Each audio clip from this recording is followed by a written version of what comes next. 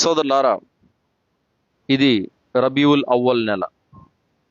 రబీవుల్ అవ్వల్ నెలలో నేటి ముస్లిం సమాజంలో అతిపెద్ద ఒక బిదాతు పండగ నడుస్తుంది. అది ఎంత పెద్ద పండగ అంటే ప్రభుత్వమే సెలవును ప్రకటిస్తుంది. అంత పెద్ద పండగలా అది మారిపోయింది. అదే మిలాదున్ నబీ, దైవ ప్రవక్త ముహమ్మద్ సల్లల్లాహు అలైహి వసల్లం వారి జన్మదిన వేడుకలు, పుట్టినరోజు.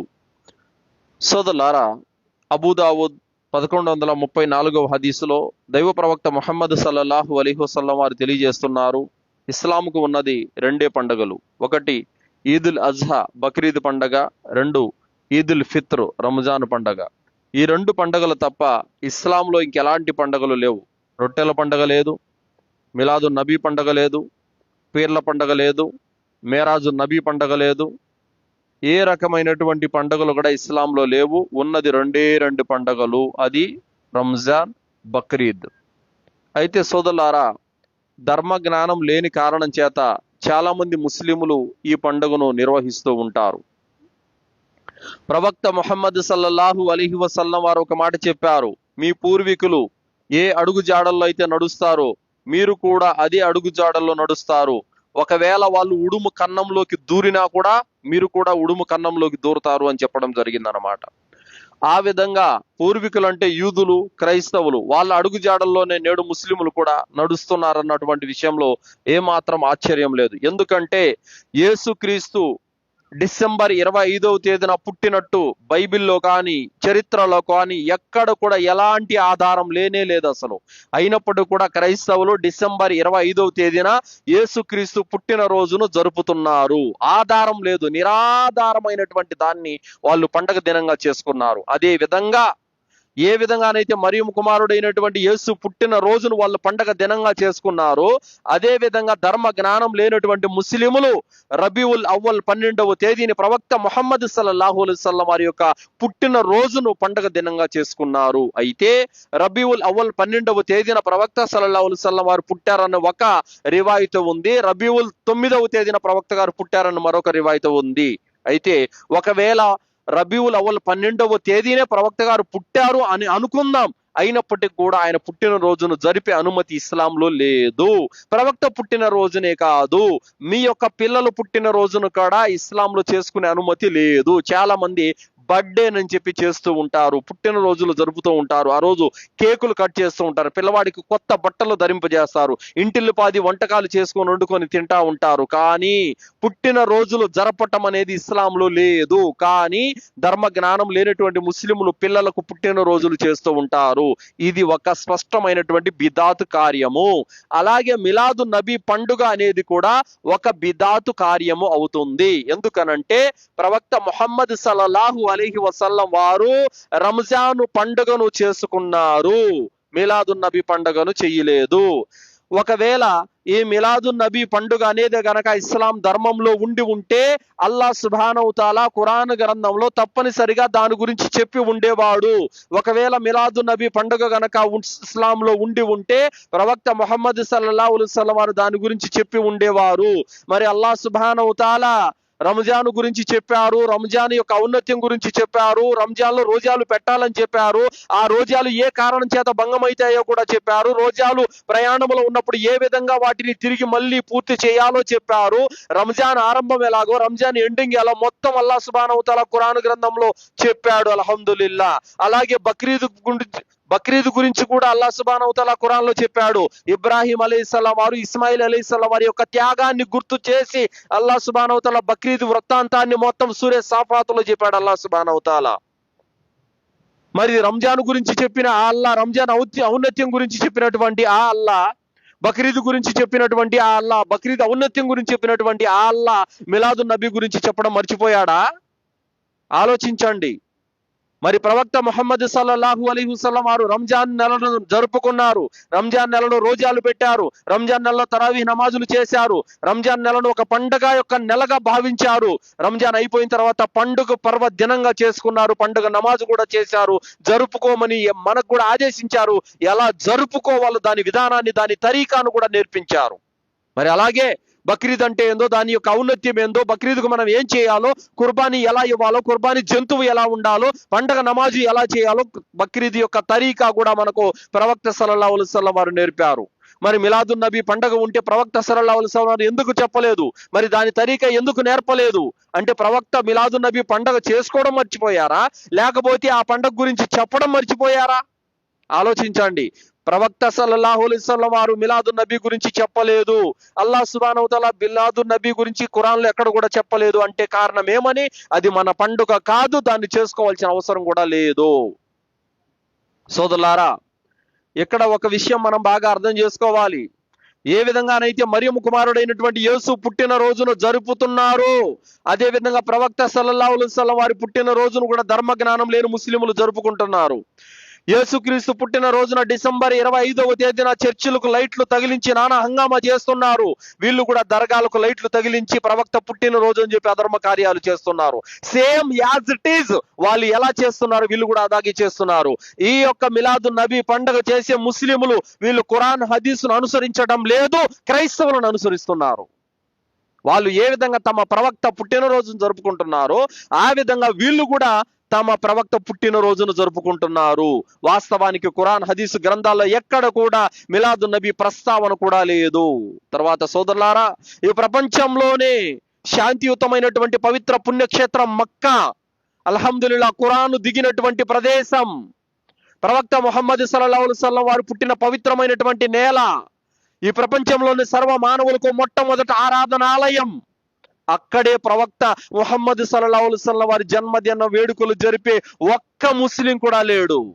ప్రవక్త సల్లల్లాహు అలైహి వసల్లం వారు స్వతహాగా కట్టినటువంటి మస్జిద్ నబవి, సహాబీలు తమ స్వహస్తాలతో నిర్మించినటువంటి మస్జిదు, ప్రవక్త సమాధి స్వతహాగా అక్కడ ఉంది.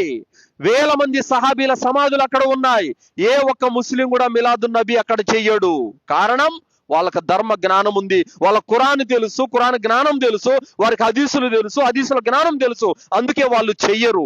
రంజాన్ బక్రీద్ జరుపుకునే ఆ సౌదీ వాళ్ళు, రంజాన్ బక్రీద్ జరుపుకునేటువంటి ఆ మక్కా మదీనా వాళ్ళు మిలాదున్ నబీ ఎందుకు చేయటం లేదు? ఎందుకు చేయడం లేదనంటే అది ఇస్లాంలో లేదు కాబట్టి. ఇస్లాంలో ఉంటే మీకంటే ముందు మక్కాలు జరుపుతారు, మీకంటే ముందు మదీనాలో జరుపుతారు, మీకంటే ముందు అరబ్బులు చేసుకుంటారు. అది ఇస్లాంలో లేదు కాబట్టే వాళ్ళు దాని జోలికి వెళ్ళటం లేదు. మరి అర్థం చేసుకోవాలి ధర్మాన్ని. నలుగురితో నారాయణ, గుంపులో గోయిన అందరూ చేస్తున్నారు, మేము చేస్తున్నామంటే అది చెల్లదు. సో కావున దర్గాల వద్ద పండితులు వేషంతో ఉన్నటువంటి వాళ్ళు ఎన్నెన్నో చెబుతారు. వాళ్ళు చెప్పిందల్లా హలాల్ అవ్వదు, వాళ్ళు ఆదేశించిన ప్రతిదీ ఇస్లాం అవ్వదు. అల్లాహ్ సుబ్హానహు వ తఆలా ఖురాన్ గ్రంథంలో తెలియజేస్తున్నాడు, ఇత్తఖదు అహ్బారహుం వ రహబానహుం అర్బాబం మిన్ దూనిల్లాహ్ వల్ మసీహ్ ఇబ్ను మర్యం వమా ఉమిరు ఇల్లా లియాబుదు ఇలాహు వాహిద్ లా ఇలాహ ఇల్లాహు సుబ్హానహు అమ్మా యష్రికూన్. వాళ్ళు తమ పండితులను, మత సన్యాసులను ప్రభువులుగా చేసుకున్నారు. మరియం కుమారుడైనటువంటి యేసును కూడా తమ ప్రభువుగా చేసుకున్నారు. వాస్తవానికి అల్లాహ్ను తప్ప ఇంకెవరిని ఆరాధించాలని వారికి ఆదేశించబడలేదు. అల్లాహ్ను మాత్రమే ఆరాధించాలని వారికి ఆదేశించడం జరిగింది. అల్లాహ్ తప్ప మరొక ఆరాధ్య దైవం ఎవడు లేడు. సుబ్హానహు అమ్మా యష్రికూన్. వీళ్ళు కల్పించేటటువంటి భాగస్వామ్యాలకు అల్లాహ్ పవిత్రుడు. కావున ఎవరో ముజావర్ చెప్పాడని, ఎవరో పీఠాధిపతి చెప్పాడని, ఎవరో ఊరి వాళ్ళంతా చేస్తున్నారని ఈ రోజు ఈ మిలాదున్ నబీ లాంటి పండుగలు, రొట్టెల పండుగ లాంటి పండుగలు, మేరాజున్ నబీ లాంటి పండుగలు చేసుకుంటూ పోతే రేపు అల్లాహ్ దగ్గర పట్టుబడతారు. మరి మాకు ప్రేమ ఎక్కువ ఉంది, చేస్తే తప్పు ఏంటి అన్నటువంటి మాటను చెబుతూ ఉంటారు. పోయిన సంవత్సరం మిలాదున్ నబీకి, పోయిన సంవత్సరం రబీఉల్ అవ్వల్ నెలలో జుమ్మా ప్రసంగం ఇచ్చాను కొత్తగూడెంలో. ఆ ప్రసంగం బాగా వైరల్ అయింది. హైదరాబాద్ నుంచి ఒకడు ఫోన్ చేశాడు, భాయ్ ఈ విధంగా మీరు మిలాదున్ నబీ పండగ చేయరాదని చెప్పారు కదా, అభిమానంతో ప్రేమతో మేము చేసుకుంటున్నాం, చేస్తే తప్పు ఏంటి, అసలు నువ్వు ఎక్కడుంటావు, నీ అంతు తేలుస్తామని చెప్పేసి వార్నింగ్ ఇచ్చాడు.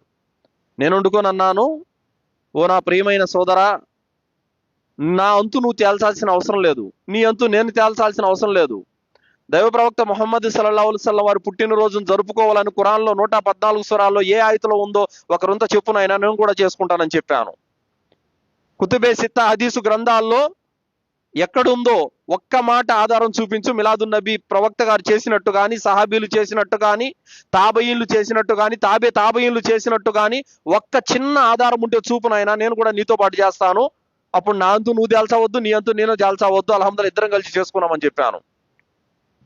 ప్రేమతో చేస్తే తప్పేముందు బాయ్ అని అన్నాడు. నేను అడిగాను, మగ్రిబ్ నమాజు 3 రకాతులు, నేను ప్రేమతో అల్లా మీద నాకు ప్రేమ ఎక్కువైంది, నేను 6 రకాతులు చేస్తా, చెల్లుద్దా?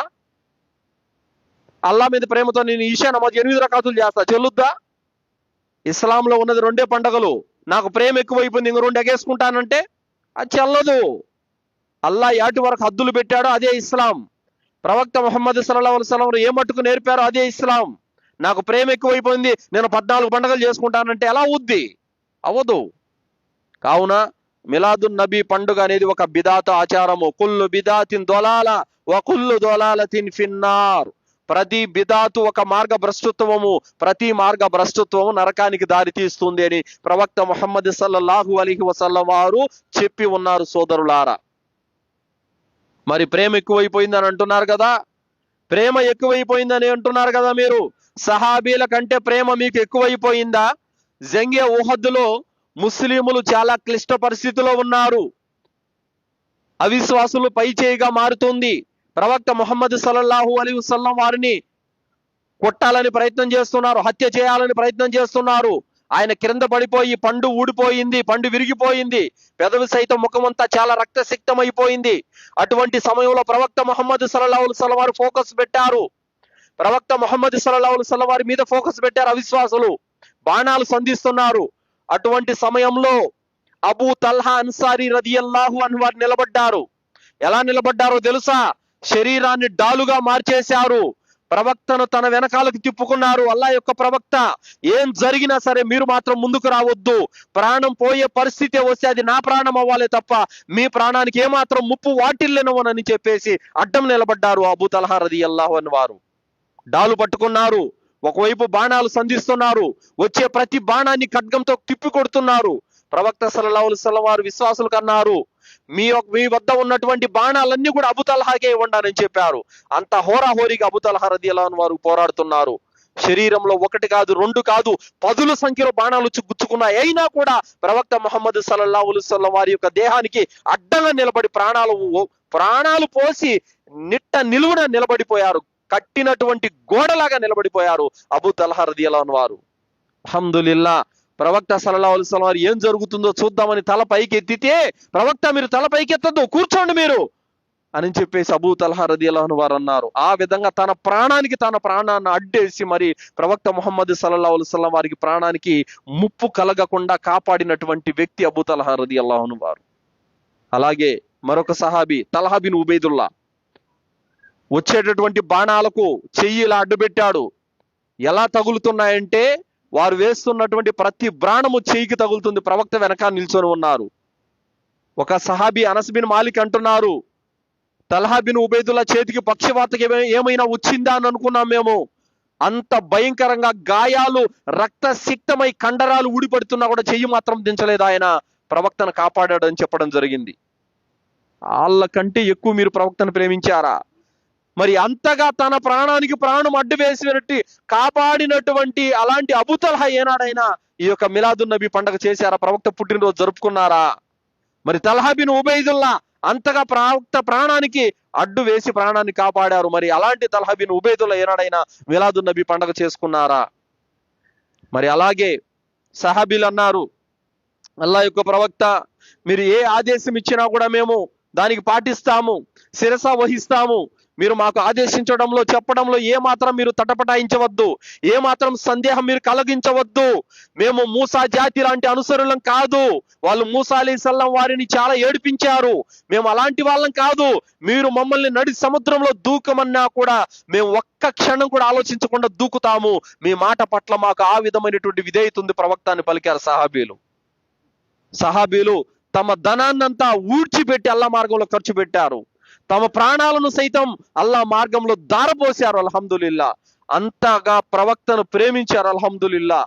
ప్రవక్త గారు మదీనాకు వస్తే మా ఇంటికి రండి, మా ఇంటికి రండి, మా ఇంటికి రండి ప్రవక్త అని చెప్పేసి పోటీలు పడ్డారు ప్రవక్త కోసం. అల్హమ్దులిల్లా. ప్రవక్త గారు చనిపోతే మదీనాలో ఎక్కడ కూడా ఆ ఇంట్లో ఆ రోజు పొయ్యి కూడా వెలగలేదు. అంతగా కుమిలి కుమిలి ఏడ్చారు ప్రవక్త కోసం. మరి అలాంటి సహాబీలకు ప్రేమ లేదా? మరి వాళ్ళు ఎందుకు మిలాదున్ నబీ చేయలేదు? ఎందుకు ప్రవక్త పుట్టినరోజు చేయలేదు? వాళ్ళు ఇస్లాంలో లేదు కాబట్టే చేయలేదు. మరి వాళ్ళకంటే ఈ రోజు మీకు ఎక్కువైపోయింది ఆ ప్రవక్త మీద ప్రేమ. ఇదంతా డూప్లికేట్ ప్రేమ. ఏం ప్రేమ ఇల్లది?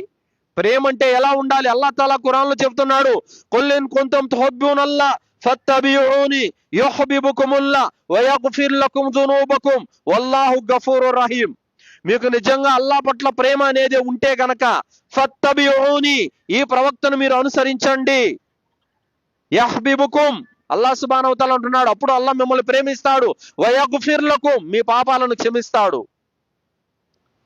అల్లాహ్ సుబ్హానహు వ తఆలా ఏమంటున్నాడు? మీకు నిజంగా అల్లాహ్ అంటే ప్రేమ ఉందా? ప్రేమ ఉంటే గనక ప్రవక్తను అనుసరించండి అని చెప్పడం జరిగింది.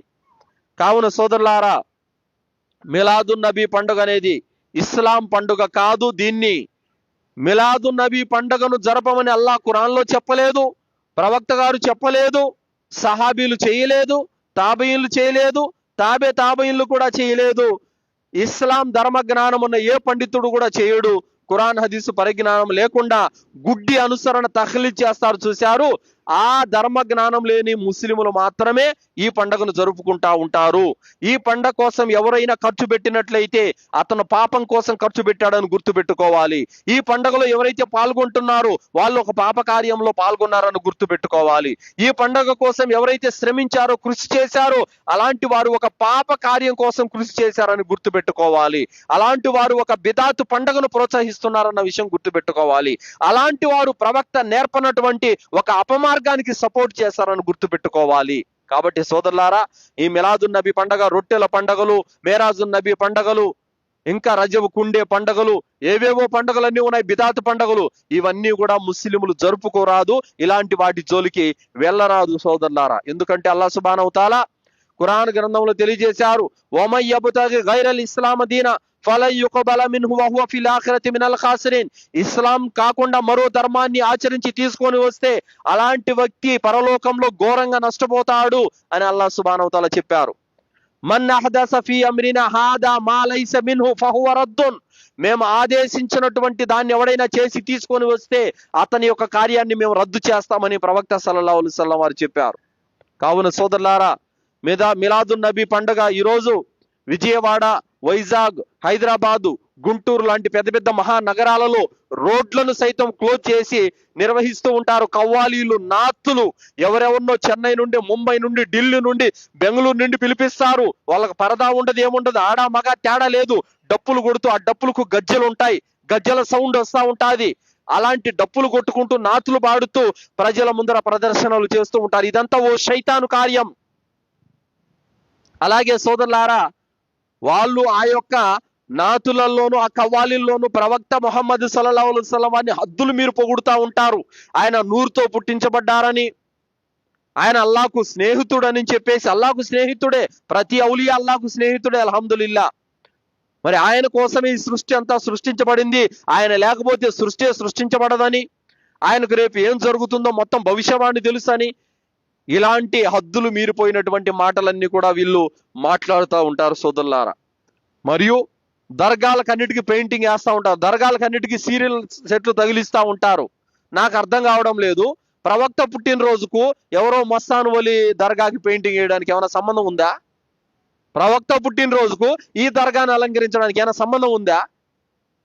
ఏంటి సంబంధం? కావున ఏం చేస్తున్నారు, ఎందుకు చేస్తున్నారు, ఏ విధంగా చేస్తున్నారు తెలియనటువంటి గలివిడి గందరగోళంలో నేడు ముస్లిం సమాజం అనేది పోతా ఉండాది. సోదరులారా, చెబుతున్నటువంటి మాట ఏమిటంటే, ఈ మిలాదున్ నబీ పండుగ అనేది ఇస్లాముకు సంబంధించిన పండుగ కాదు. ప్రవక్త ముహమ్మద్ సల్లల్లాహు అలైహి వసల్లం వారు ఎప్పుడు కూడా జరపలేదు. సోదరులారా, దైవ ప్రవక్త ముహమ్మద్ సల్లల్లాహు అలైహి వసల్లం వారు నేర్పించిపోయినటువంటి ఏ ఒక్క ఆచరణను కూడా సహాబీలు విడిచిపెట్టలేదు. ఏ ఒక్క ఆచరణను కూడా తాబయిన్లు విడిచిపెట్టలేదు. ఏ ఒక్క ఆచరణను కూడా తాబయిన్లు కూడా విడిచిపెట్టలేదు. ఏ ఒక్క సత్కార్యాన్ని విడిచిపెట్టకుండా ఆచరించినటువంటి వ్యక్తులు మన సల పండితులు, అల్హమ్దులిల్లా. ఇమాం బుఖారి ఎంత పెద్ద పండితుడు అండి ఆయన. ఇమాం ముస్లిం ఎంత పెద్ద పండితుడు. అబూదావుద్, ఇబ్నే మాజా, తిర్మిజీ, నసాయి ఎంత పెద్ద పండితులు వీళ్ళందరూ. అల్హమ్దుల్లా, పెద్ద పెద్ద గ్రంథాలు రాశారు. అన్ని పెద్ద గ్రంథాలు రాసినటువంటి వాళ్ళు రంజాన్ రోజా పెట్టారు, బక్రీద్ కుర్బానీ ఇచ్చారు. మరి మిలాదున్ నబీ ఎందుకు చేయలేదు? ఇమాం బుఖారికి ప్రవక్త మీద ప్రేమ లేదా? ఇమాం ముస్లిం వారికి ప్రవక్త మీద ప్రేమ లేదా? ఖలీఫాలకు ప్రవక్త మీద ప్రేమ లేదా? రంజాన్లో రోజాలు పెట్టిన వాళ్ళు, బక్రీదును కుర్బానీ ఇచ్చిన వాళ్ళు మరి మిలాదున్ నబీ ఎందుకు చేయలేదు అంటే వాళ్ళకి ప్రేమ లేదు, వారికి ఆ జ్ఞానం లేదు. నేటి కాలపు ముస్లిములకు వాళ్ళకి లేని జ్ఞానం అంతా వచ్చేసింది వాళ్ళకి. ఎంత మార్గభ్రష్టత్వంలో ఉన్నారండి. ఈ మిలాదున్ నబీ సందర్భంగా పోయిన సంవత్సరం కడపలో ఒక ఘనకార్యం చేశారు. ఆ ఘనకార్యం ఏంటంటే ట్రాక్టర్లలో మస్జిద్ నబవీ బొమ్మ ఒక దాంట్లో, మక్కతుల్ ముకర్రమ కాబతుల్లా బొమ్మ ఒక దాంట్లో కట్టి ఐ లవ్ మొహమ్మద్ అని పోస్టర్లు పెట్టుకొని కడప నగరం అంతా తిరిగారు.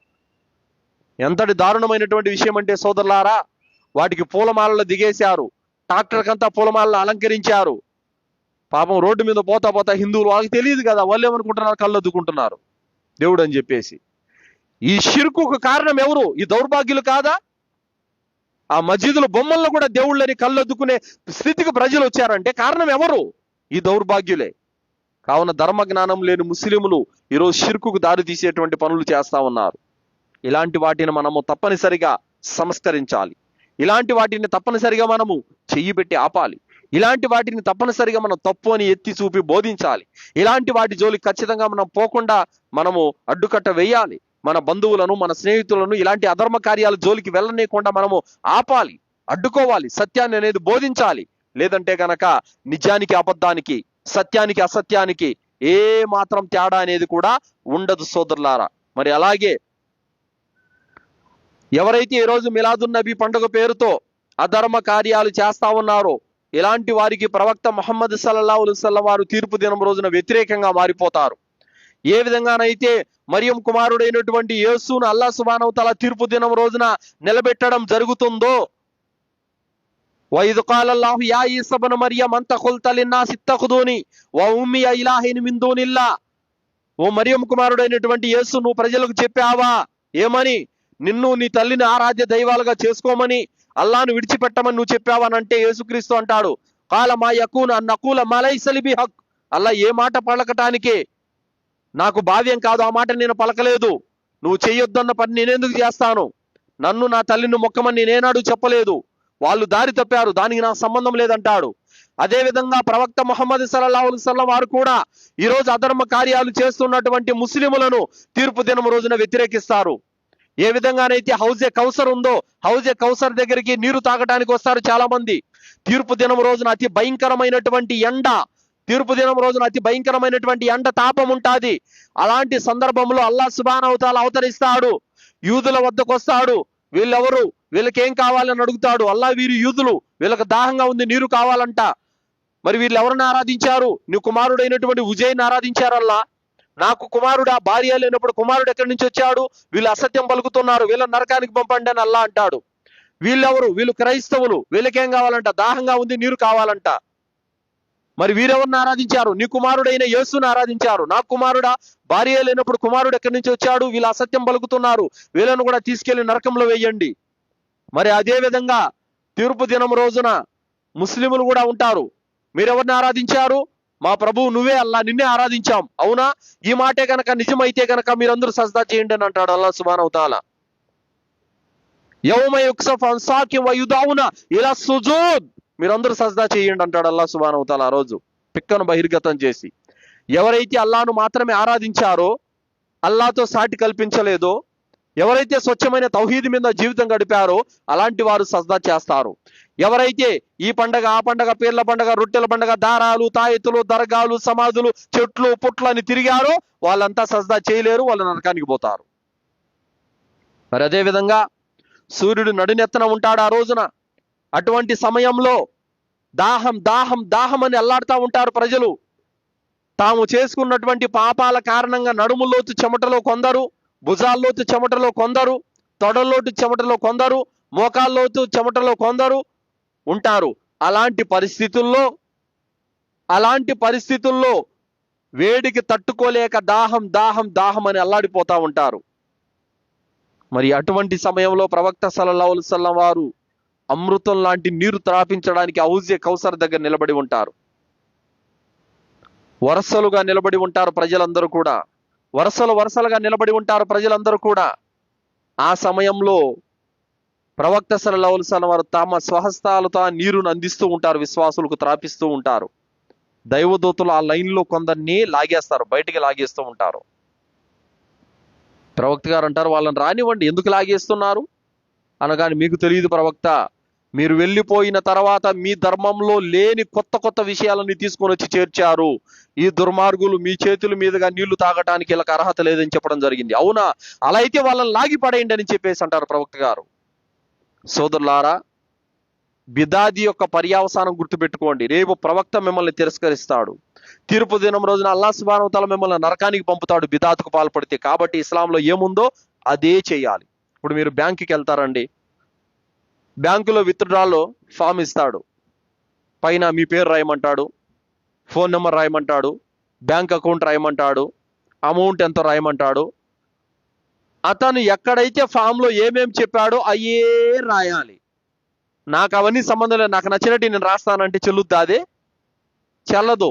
ఆ ఫామ్ తీసుకోడు, చించి పడేస్తాడు.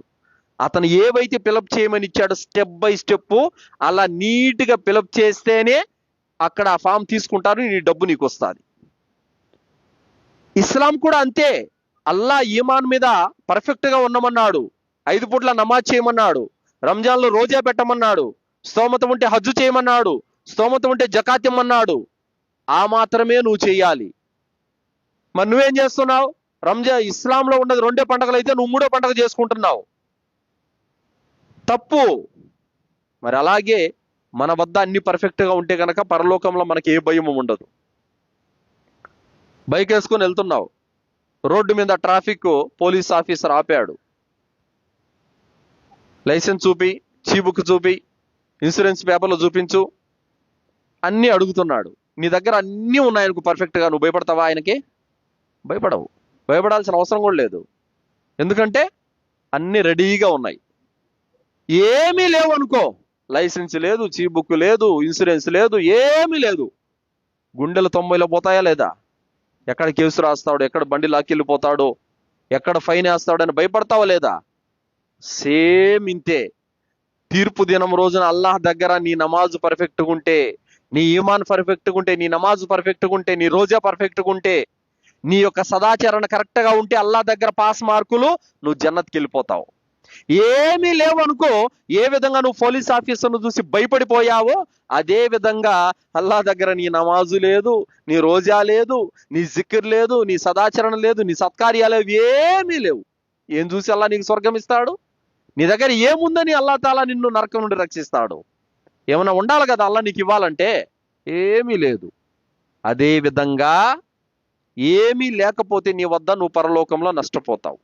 కావున సోదరులారా, అల్లాహ్ చెప్పిన కాడికంటే ఎక్కువ అతి ఓవర్ యాక్షన్ చేసేవాడు నష్టపోతాడు, సదాచరణ పూర్తిగా చేయనివాడు నష్టపోతాడు. మరి అల్లాహ్ సుబ్హానహు వ తఆలా ఖురాన్ గ్రంథంలో తెలియజేస్తున్నాడు, అలం తకున్ ఆయాతి తుత్లా అలైకుం ఫకుంతుం బిహా తుకద్దిబూన్. నా వద్ద నుండి మీకు వాక్యాలు వచ్చినప్పుడు మీరు వాటిని అబద్ధమని కొట్టిపడేయలేదు. నిజం. ఈరోజు ఎంతోమంది ముస్లింలు జుమ్మా బయాన్లు వినటం ఏమి, మజీదుల్లో ప్రసంగాలు వినటం ఏమి, ఇలాంటి ఇస్తిమాలలో ప్రసంగాలు వినటం ఏమి, ఇన్ని వింటూ కూడా వాళ్ళు ఈ చెవును వదిలిపెట్టి ఈ చెవును వదిలిపెట్టేస్తున్నారు. అరే గురువుగారు వచ్చారు, ఈరోజు నమాజ్ గురించి చెప్పారు, మనం ఈ రోజు నుంచి అయినా సరే నమాజ్ స్థాపించాలనే ఆలోచన ఒకటికైనా ఉందా? అరే మనకి ఇన్ని రోజులు మన రోజాల యొక్క ఫజీలత్ తెలియలేదు, కానీ ఇక మీదటైనా సరే మనం రోజాలు పెడదామన్నటువంటి ఆలోచన ఉందా? ఇన్ని రోజులు మజీద్కి వెళ్ళలేదు, ఇక మీదటైనా మజీద్కి వెళ్దామన్న ఆలోచన ఉందా? ఇన్ని రోజులు మనం ఖురాన్ చదవలేదు, ఇక మీదటైనా ఖురాన్ చదవడం స్టార్ట్ చేస్తామన్న ఆలోచన ఉందా? మరి అల్లాహ్ అదే అంటున్నాడు, నా వాక్యాలు మీ ముందర బోధించినప్పుడు మీరు చెవిటివారులాగా మీరు ఉండిపోలేదు, గుడ్డివారులాగా మీరు ఉండిపోలేదు, వాటిని మీరు ఎందుకు పట్టుకోలేదు, ఎందుకు మీరు ఆచరించలేదు అని అల్లాహ్ సుబ్హానహు వ తఆలా చెప్తున్నాడు. మరి అంటారు, అలం తకున్ ఆయాతి తుత్లా అలైకుం ఫకుంతుం బిహా తుకద్దిబూన్. మరి అబద్ధమని మీరు కొట్టిపడేశారు కదా. వాళ్ళు అంటారు, రబ్బనా గలబత్ అలైనా సిక్వతునా వకున్నా కౌమన్ డాలిన్. అల్లా, మా దౌర్భాగ్యం మమ్మల్ని శాసించింది, మేము నష్టపోయాము, మేము నిజంగా దుర్మార్గులమే. అల్లా, రబ్బనా అఖ్రిజ్నా మిన్హా ఫైన్ ఉద్నా ఫైన్నా డాలిమూన్. ఇప్పుడు ఒక పని చేయాలా, మమ్మల్ని తిరిగి భూలోకానికి పంపించు, ఇప్పుడు మేము సత్కార్యాలు చేసుకుంటామంటారు. అల్లాహ్ సుబ్హానహు వ తఆలా అంటాడు, ఖాల్ అఖ్షౌ ఫీహా వలా తుకల్లిమూన్, నాతో మాట్లాడద్దు, ఇక్కడి నుంచి వెళ్ళిపోండి, నిశ్చయంగా మీరు దుర్మార్గులు అంటాడు అల్లాహ్ సుబ్హానహు వ తఆలా. ఎందుకు?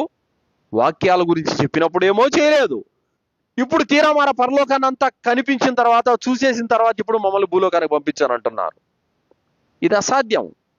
కావున అల్లాహ్ సుబ్హానహు వ తఆలా మనల్ని ప్రాణం ఉండగానే తట్టి చెబుతున్నాడు మారండి అని. ఈ భూలోకంలో ప్రాణం పోకముందే మనకు గుర్తు చేస్తున్నాడు మారండి అని.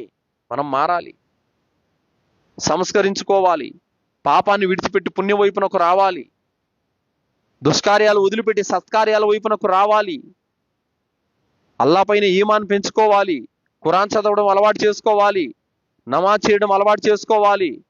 స్త్రీలు కూడా అల్హమ్దులిల్లా ఎంతో మంది చూడండి, చాలా మంది స్త్రీలు ఇంట్లో ఉంటారే కానీ నమాజ్ కూడా చదవరండి.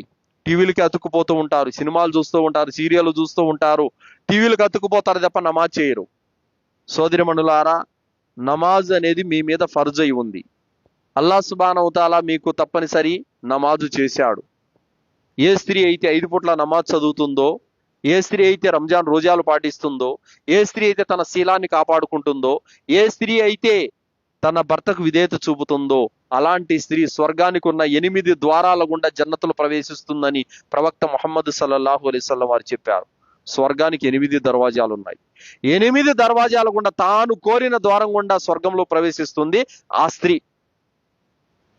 కావున తప్పనిసరిగా మనం అనేది మారాలి. మారకపోతే గనక ఏ విధమైనటువంటి ప్రయోజనం అనేది ఉండదు. మరి అదే విధంగా విశ్వాసం విషయంలో మనల్ని మనం చక్కదిద్దుకోవాలనంటే తప్పనిసరిగా మనం ఏం చేయాలి? ఖురాన్ అనేది ఖచ్చితంగా మనం చేతపట్టాలి. ఖురాన్ చేతపట్టకపోతే ఏ వ్యక్తి కూడా అక్కడ ఏముంది అనేది తెలియదు. ఇక్కడ లైట్ ఉంది కాబట్టి మనకు ఎటువైపు దారి, ఎటువైపు రాళ్ళు ఉన్నాయి, ఎటువైపు వాకిలు ఉంది, ఎటువైపు రోడ్డు అనేది అన్ని కనిపిస్తున్నాయి. లైట్ అనేది లేకపోతే ఏమీ కనిపించవు. అదే విధంగా ఖురాను తెరిచి చదివితేనే ఆ వ్యక్తికి పాపం ఏది, పుణ్యం ఏది, మంచి ఏది, చెడు ఏది, తప్పేది, ఒప్పేది, హలాల్ ఏది, హరాం ఏది అన్నీ అర్థమవుతాయి అన్నమాట. ఖురాన్ చదవకపోతే గనక ఏ లాభము లేదు, ఆమెకి ఏమీ అర్థం కాదు. సో కావున ప్రతి ఒక్కరు కూడా ఖురాన్ చదవాలి. ఖురాన్ చదివితేనే భయం పుడుతుంది, ఖురాన్ చదివితేనే తనను తాను సంస్కరించుకుంటుంది, ఖురాన్ చదివితేనే అల్లాను నమ్ముతుంది, ఖురాన్ చదివితేనే పరలోకాన్ని విశ్వసిస్తుంది, ఖురాన్ చదివితేనే తన మరణం గురించి ఆలోచిస్తుంది. ఖురాన్ చదవకపోతే ఏ ఆలోచన రాదు, ఏ విధమైనటువంటిది రాదు. ఈ సినిమాలు, సీరియళ్ళు, పాటలు విని విని విని హృదయం రాయి అయిపోయిందనమాట. సత్యం అనేది మింగుడు పడ్డం లేదు. ఎంతసేపు మనిషికి ఈ యొక్క అంగు ఆర్భాటాల వైపునకు పోవడానికి ప్రయత్నం చేస్తుంది తప్ప నమాజు వైపునకు, ఖురాన్ చదవడానికి, దువా చేయడానికి, జిక్ర్ చేయడానికి మనసు ఒప్పదు చాలా మందికి. కాబట్టి సైతాన్ అనేవాడు మీ యొక్క శరీరం మీద వాడు పట్టు సాధించాడు. మీరు వాడి చేతిలో కీలుబొమ్మలు అయిపోయారు. వాడు ఏ విధంగా ఆడిస్తే ఆ విధంగా ఆడుతున్నారు. అలా కాకుండా ఉండాలంటే మనలో ఆచరణ తక్కువ అనేది పెరగాలంటే ఖచ్చితంగా ఖురాన్ చదవాలి. మరి ఈరోజు ఖురాన్ చదవలేదు కాబట్టి ఈరోజు బిదాతు పండుగలన్నీ చేసుకుంటున్నారు. మొన్న రొట్టెల పండుగ చేశారు. ప్రతి సంవత్సరము 10 నుంచి 12, 13 లక్షల జనాలు హాజరయ్యేవారంట. కానీ పోయినసారి రొట్టెల పండుగకి 28 లక్షలకు పైగా జనాలు హాజరయ్యారంట. అంటే ఒక సంవత్సరంలోనే డబల్ పెరిగారా లేదా? పాల్వంచా నుంచి వచ్చారంట బస్సులో. ఆమె టీవీలో, సుమన్ టీవీలో చెప్తుంది. వాళ్ళు మైక్ తీసుకెళ్లి చెప్తే, ఎందుకు వచ్చారు మీరు, ఏ రొట్టె పట్టుకున్నారు, మీకు ఏ కోరిక నెరవేరింది అనగానే ఆమె అంటుంది, నేను పోయిన సంవత్సరం ఉద్యోగం రొట్టె పట్టుకున్నాను, నా కొడుకులకి 2కి ఉద్యోగాలు వచ్చాయి, ఆ రొట్టెని నేను వేరే వాళ్ళకి మార్చడానికి వచ్చాను, మేము మొత్తం 57 మంది వచ్చాం మా ఫ్యామిలీలో అని చెప్తుంది. ఈ వీడియో బయటికి వెళితే దురాశతో ఉన్నటువంటి నిస్సహాయ స్థితిలో ఉన్న ముస్లింలు దీనికి ఆశపడి వెళ్తారా లేదా? ఖచ్చితంగా వెళ్తారు. ఈ వీడియోకు ప్రభావితులు అవుతారు. అవునా, నిజమా, రొట్టె పట్టుకుంటే 2 కొడుకులకు ఉద్యోగాలు వచ్చాయా, ఇంతకంటే ఇంకేం కావాలని చెప్పేసి ఆశపడిపోయే వాళ్ళు ఎందరో ఉన్నారు సోదరులారా. అందుకే పోయినసారి 12 లక్షలు, ఈసారి 28 లక్షలు డబల్. అంటే కారణం ఏంటి? ఇలాంటి వీడియోలు. ఒకప్పుడు వీడియోలు లేవు, ఇప్పుడు వీడియోలు ఎక్కువ అయిపోయినాయి. ప్రతి ఒక్కడు ఫోన్ తీసి వీడియోలు పెట్టేస్తా ఉన్నారు.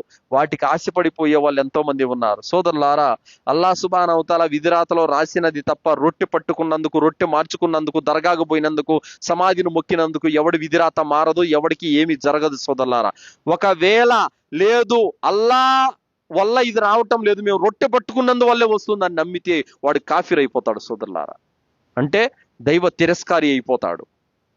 మరి ఆలోచించండి, ప్రతి ముస్లిం ఏం చెప్పాలి?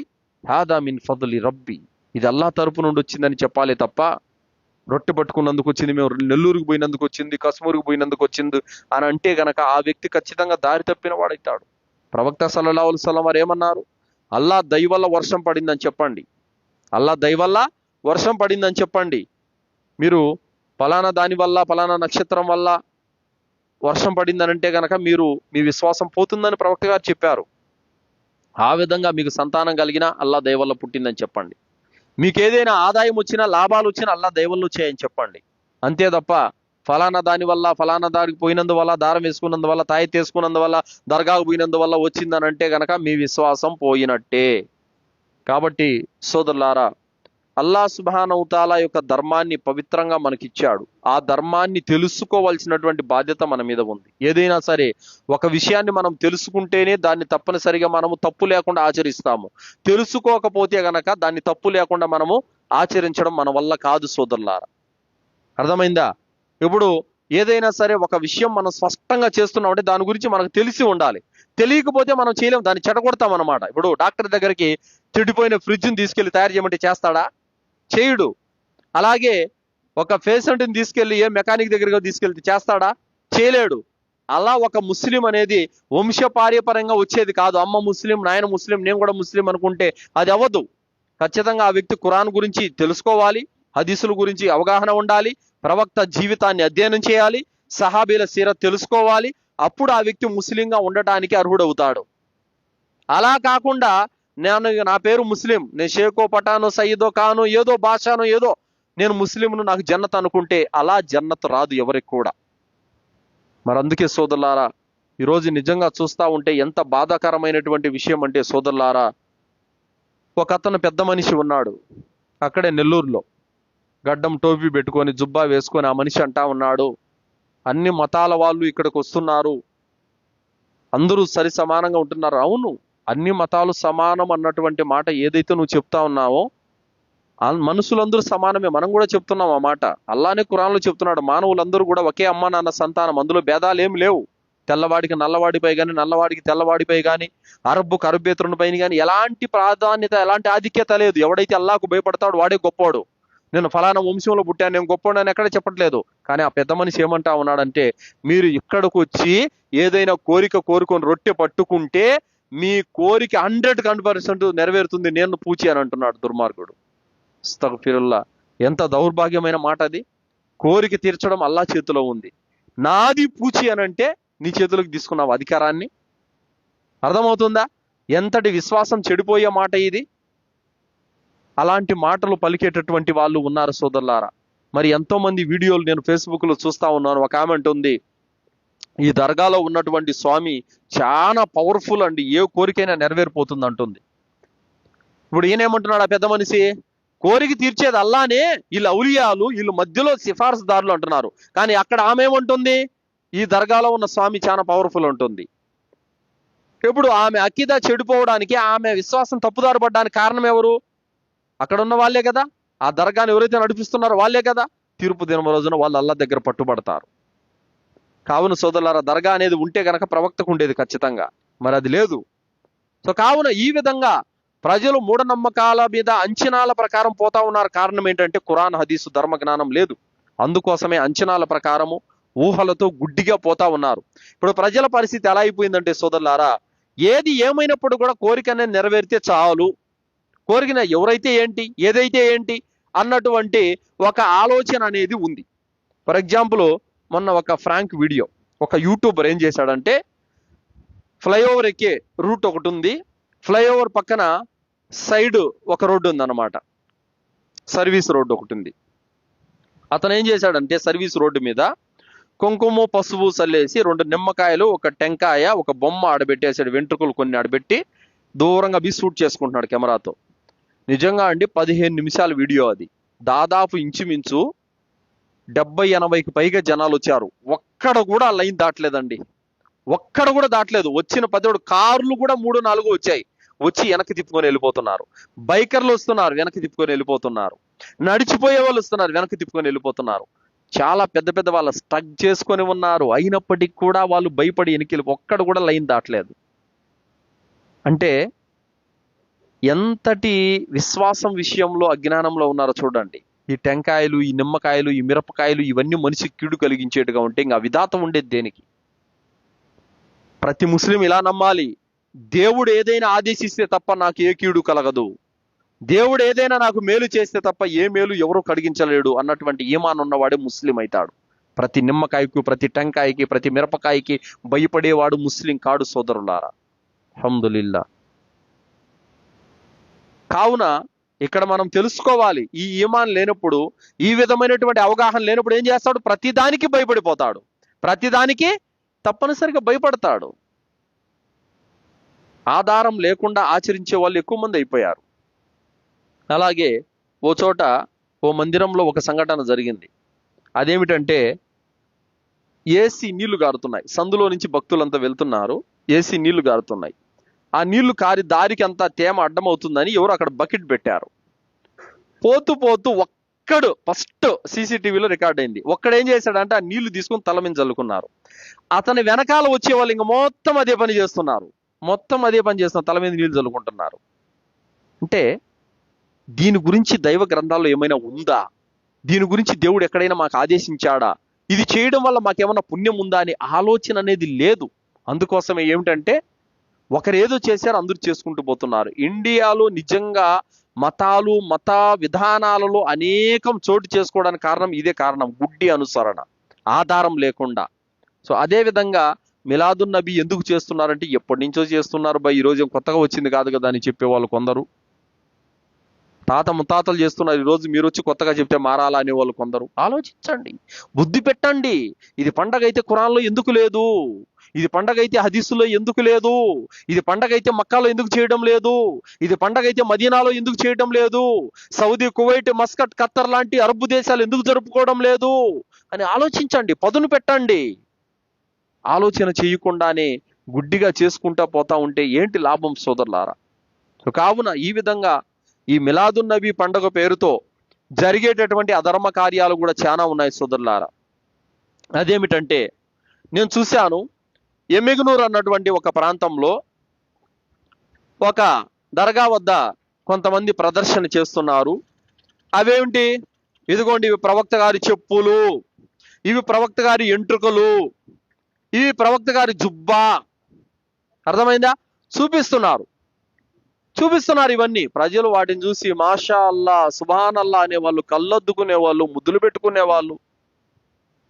దైవ ప్రవక్త ముహమ్మద్ సల్లల్లాహు అలైహి వసల్లం వారి ధర్మపత్ని అయినటువంటి అమ్మ ఆయిషా రదియల్లాహు అన్హా వారు అంటున్నారు, ప్రవక్త ముహమ్మద్ సల్లల్లాహు అలైహి వసల్లం వారి దగ్గర 2 జతలు బట్టలు ఉండేవి.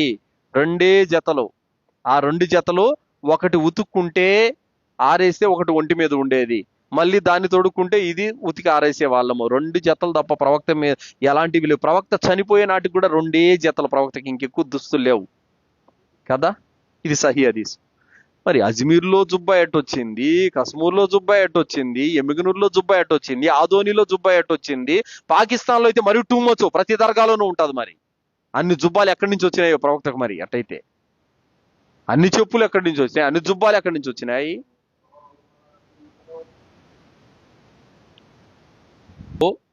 అసలు సౌదీ గవర్నమెంటే చెప్పలేదు ఎప్పుడు కూడా ప్రవక్త గారి జుబ్బా మా దగ్గర ఉందని. ఇంతవరకు చెప్పలేదు. ప్రవక్త గారి చెప్పులు మా వద్ద ఉన్నాయని ఇప్పుడు వరకు చెప్పలేదు. ప్రవక్త గారి వెంట్రుకలు మా వద్ద ఉన్నాయని ఇప్పుడు కూడా చెప్పలేదు. అర్థమైందా? సో కావున ఇక్కడ వీళ్ళు మరీ టూ మచ్, ఇంత పెద్ద డబ్బాలు ఎదుగు చూపించింది ప్రవక్త గారి చెమట అంటున్నారు. 1400 సంవత్సరాల నుంచి చెమట ఆరిపోకుండా ఇంకా ఉందా?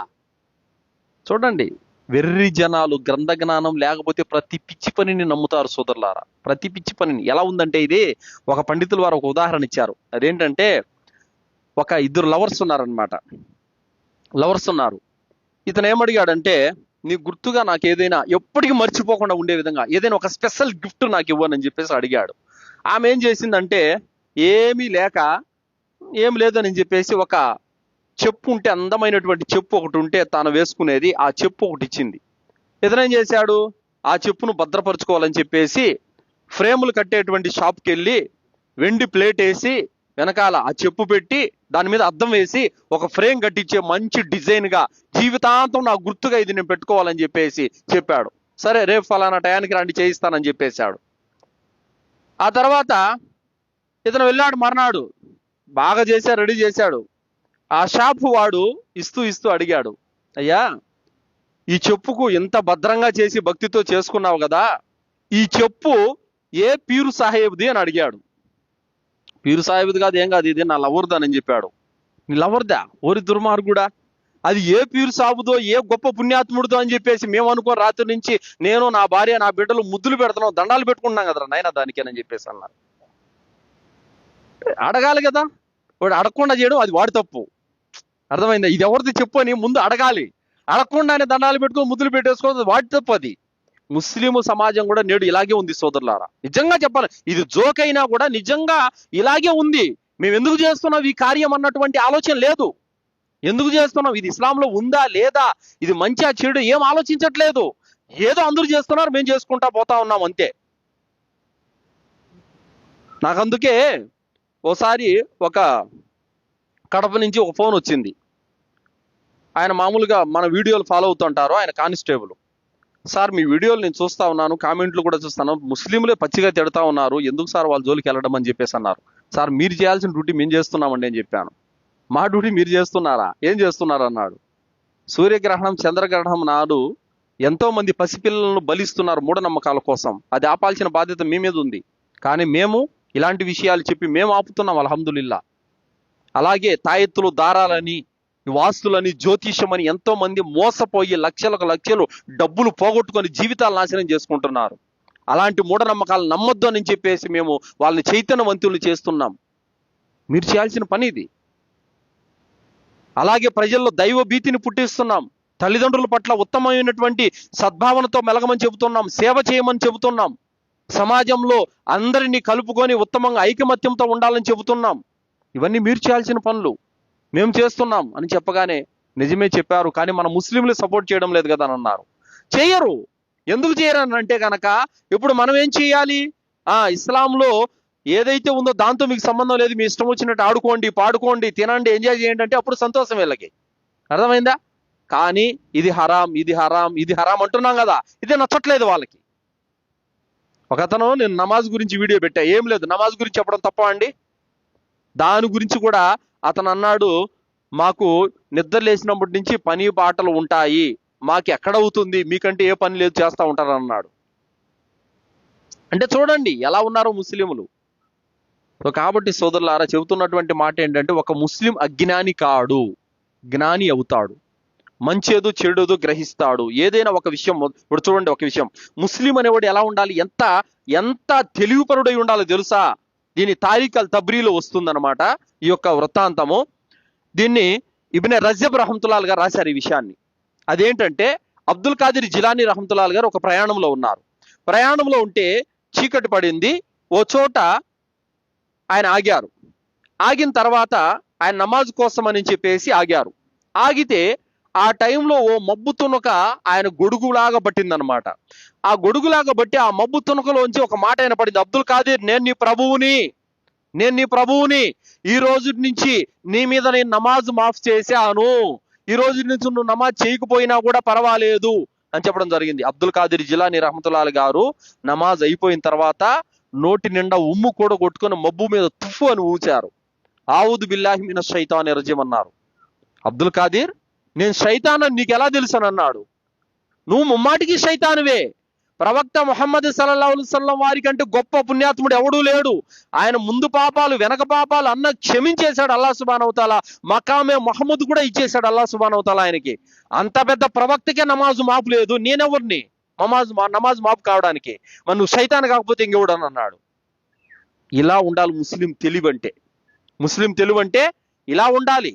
ఎవడైనా ఒక విషయాన్ని చెప్పినప్పుడు అరే ఇది ఇస్లాంలో లేదు, నేను దీన్ని నమ్మననాలే కానీ ఎగేసుకొని వెళ్ళిపోవడం కాదు. ఇప్పుడు ఒక ఆమె అంటది, ఏమంటది అనంటే, ఏంటమ్మా నీ కొడుకు పెళ్లి చేశావు, ఇంకా 2 ఏళ్ళు అయిపోతుంది, బిడ్డ లేదు బీరకాయ లేదు అని అనగానే, ఏమోనండి పుట్టలేదనంటే, ఎదుగో మా ఆడబిడ్డ వాళ్ళకి అలాగే ఉంటే ఫలానా గుట్ట మీద దర్గా దగ్గరికి వెళ్ళి తిరిగి వచ్చారు, మీరు కూడా వెళ్ళకూడదని అనగానే, నేను వెళ్ళను, నా ప్రభు అల్లా, నేను ఆయన్నే అడుగుతాను, నేను ఏ దర్గా దగ్గరికి వెళ్ళను, ఏ సమాధి దగ్గరికి వెళ్ళను, ఏ చెట్టు దగ్గరికి, ఏ పుట్ట దగ్గరికి వెళ్ళను, నా ప్రభు అల్లా ఉన్నాడు చాలు అని చెప్పేవారే నిజమైన ముస్లిం. అవునా, అటైతే పొదం పని చెప్పేవాడు ముస్లిం కాదు. సో కావున ఇక్కడ ప్రతి దానిలో జ్ఞానం వెలుగులో ఉండాలి. ముస్లిం అంటే జ్ఞానం కోల్పోయి అజ్ఞానంగా వ్యవహరిస్తే గనక అతను తప్పనిసరిగా సైతాన్ అతన్ని మార్గం తప్పిస్తాడు. అందుకోసమే చాలా మంది సింపుల్ గా తమ విశ్వాసాన్ని కోల్పోతా ఉంటారండి. సింపుల్ గా చిన్న చిన్న విషయాల దగ్గర తమ విశ్వాసాన్ని కోల్పోతా ఉంటారు. చాలా మంది అంటారు, ఈ నెలలో వర్షాలు లేవులేండి అని అంటాడు. ఈయనకేదో వహి వచ్చినట్టు, ఈ నెలలో వర్షాలు లేవులేండి, అబ్బే పడే వాతావరణం కనపడట్లేదు. ఓకే, పడే సూచనలు లేవు అని తప్పు లేదు, పడవు అని తీర్మానం చేయడం నీ చేతిలో ఉందా? ఈ రోజు ఖచ్చితంగా వాన దిగుతాదని చెప్పడం నీ చేతిలో ఉందా? చాలా మంది అలాగే చెప్తా ఉంటారు. వాడికి పుట్టేది మగబిడ్డే నాకు తెలుసు, ఆ ముఖం చూడగానే అప్పుడే చెప్పేసిన నేను. ఇలాంటి మాటలతో తమ విశ్వాసాన్ని కోల్పోతా ఉంటారు. అంటే దేవుడికి తెలియాల్సిన తెలివి నీలో ఉందన్నమాట. ఏదైతే నీకు స్పష్టంగా తెలిసిందో అదే చెప్పు. తెలియనటువంటి విషయాల వెనకాల పడి తమ విశ్వాసాన్ని కోల్పోకూడదు సోదరులారా. కావున చెబుతున్నటువంటి మాట ఏమిటంటే, ముఖ్యంగా మిలాదున్ నబీ పండగ పేరుతో ఇస్లాంలో చాలా అధర్మ కార్యాలు జరుగుతున్నాయి. ఇలాంటి అధర్మ కార్యాలను మనం తప్పనిసరిగా మంచేదో చెడేదో గ్రహించి మన సాయి శక్తుల మన బంధువులను మన మిత్రులను కాపాడుకోవాలి. అలాంటి వాటి మీద నుంచి వారు నమాజ్ చేసేవారిగా మనం స్థాపించుకోవాలి, ఖురాన్ చదివే వారిగా వాళ్ళు స్థాపించుకోవాలి. సోదరులారా, ఒక క్లారిటీ నేను మీకు ఇస్తున్నాను. చాలా మంది 5 పూట్ల నమాజ్ చదివే ముస్లింలు కూడా ఖురాన్ చదవరండి. ఖురాన్ ఎవరైతే చదవరో వాళ్ళు నిజంగా నష్టపోతున్నారు. గుర్తుపెట్టుకోండి సోదరులారా. ముస్లింలలో అతి పెద్ద వర్గం అయినటువంటి ఒక వర్గం వారు అంటున్నారు, ఖురాన్ ఆలిములే చదవాలి, మీరు చదివితే మీకు అర్థం కాదు అని అంటున్నారు. అల్లా ఏమంటున్నాడు, వలకద్ యస్సర్నల్ ఖురాన లిద్దిక్రి ఫహల్ మిన్ ముద్దక్కిర్, ఈ ఖురాన్ మేము అవతరింపజేశాము, దీన్ని సులభతరం చేశాము, మీరు చదవండి అని అల్లా సుబ్హానహు తఆలా చెప్తున్నాడు. వీళ్ళేమో మీకు అర్థం కాదు అని అంటున్నారు. అంటే అల్లా సుబ్హానహు తఆలా మానవులకు అర్థం కాని ఖురాన్ దింపాడా? ఏమండి, మానవులకు అర్థం కాని ఖురాన్ దింపాడు అల్లా సుబ్హానహు తఆలా? ఇది ఎంత పెద్ద అబద్ధం ఇది, చెప్పండి మీరు. అల్లా మీకు అర్థమయ్యే ఖురాన్ దింపాడా, అర్థం కాని ఖురాన్ దింపాడా? అర్థమయ్యే ఖురాన్ దింపాడు అల్లా సుబ్హానహు తఆలా. ప్రతి భాషలో ట్రాన్స్లేషన్ అయింది, అల్హమ్దులిల్లా. చక్కగా చదవచ్చు, అల్హమ్దులిల్లా. రోజు ఒక 2-3 పేజీలు చదివితే ఎంత పుణ్యం ఉంది, అల్హమ్దులిల్లా. ఆలిములే చదవాలని ఎక్కడుందండి ఖురాన్ గ్రంథంలో? ఆఫీసులో చదవాలని ఎక్కడుందండి? ఇది వాళ్ళు బిజినెస్ చేసుకోవడానికి ఇది ఒక ట్రిక్. దాన్ని నమ్మకూడదు. ఖురాన్ ప్రతి ఒక్కరు చదవాలి సోదరులారా. చదివితేనే మీకు జ్ఞానం వస్తుంది, చదివితేనే మీకు ప్రతిది కూడా తెలుసుకుంటారు. చదవకపోతే మీరు మరింత అంధకారంలో ఉండిపోతారు. కావున సోదరులారా, తప్పనిసరిగా ఖురాను గ్రంథం మన జీవితాలను మారుస్తుంది, అల్హమ్దులిల్లా. ఎందుకంటే సోదరులారా, అబ్దుల్ ఖాదిర్ ఉమ్రీ చెప్పారు, బెంగళూరు ఆయన ఉన్నారు, ఆయన మీరు చూసే ఉంటారు. ఆయన ఒక జుమ్మా బయాన్లో చెప్పిన సంఘటన ఏమిటంటే సోదరులారా, ఆయన బెంగళూరులో మస్జిద్ ఉమర్ ఫారూక్, ఆ మస్జిద్లో ఆయన జుమ్మా బయాన్ ఇచ్చారు. అయితే జుమ్మా బయాన్ ఇచ్చిన తర్వాత ఒక సంఘటన జరిగింది. అది ఏమిటి జరిగింది? ఆయన జుమ్మా బయాన్ ఇచ్చేసి వెళ్ళిపోయారు. మళ్ళీ మరుసటి నెలలో ఒక బయాన్కి అక్కడికి వచ్చారు. ఆ రోజున ఒక ముస్లిం వ్యక్తి గురువు గారిని కలిశారు. గురుగారు, ఏం బయాన్ చేస్తారండి మీ అహ్లదీస్ వ్యక్తులు, అల్హమ్దులిల్లా. మా జీవితాలు మారిపోతాయి నిజంగా అసలు మీరు చేసేటువంటి బయాన్ల వల్ల. అసలు ఏం జరిగిందో చెప్తా వినండి. మీరు లాస్ట్ టైం బయాన్కి వచ్చారా? ఆ రోజు జుమ్మాకు నేను రావడం వల్ల నా జీవితం మారిపోయింది. ఎందుకంటే నేను ఒక వ్యక్తిని మర్డర్ చేయడానికి సుపారీ తీసుకున్నాను, 30 లక్షలు డబ్బులు తీసుకున్నాను. అతన్ని యాక్సిడెంట్ చేసి చంపేయాలి, ఆ ప్లానింగ్ ఉంది. ఆ విధంగా నేను సుపారీ తీసుకున్నాను. శనివారం రోజున తెల్లవారుజామున చీకటిలో 3 గంటల సమయంలో రోడ్ యాక్సిడెంట్ చేసి చంపాలి అతన్ని, అది ప్లానింగ్. కానీ ఎప్పుడైతే మీరు ఈ మాటలు చెప్పారో నా గుండెల్లో భయం పుట్టింది.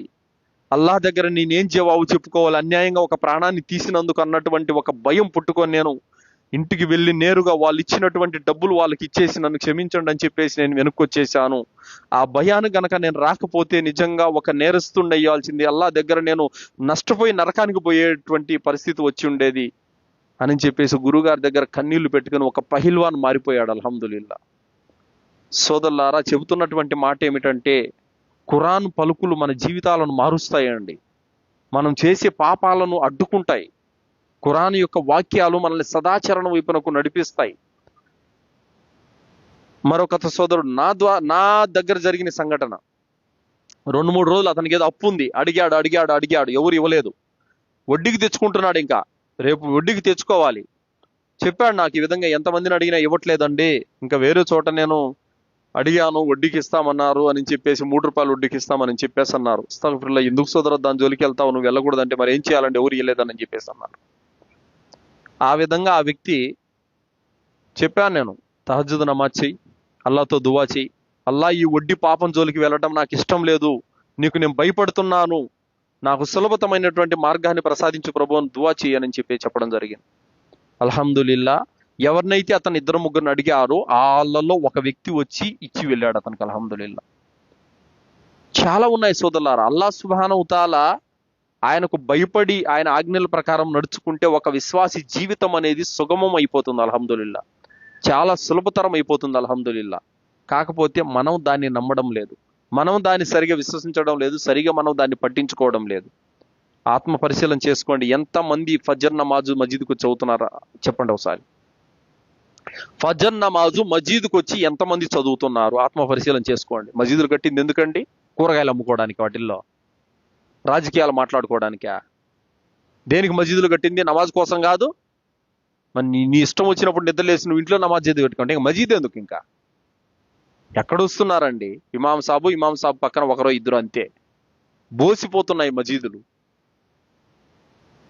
మరి ఎప్పుడైతే అస్సలాతు ఖైరుం మినన్ నౌమ్, నిద్ర కంటే నమాజు శ్రేష్టమైనదని ఎప్పుడైతే పిలుపు వినబడుతుందో, ఆ పిలుపు అల్లాహ్ తరపు నుండి వస్తుందన్నటువంటి భయం, బాధ్యత అనేది మనలో ఉంటే నిజంగా ఎలా నిద్రపడుతుందండి?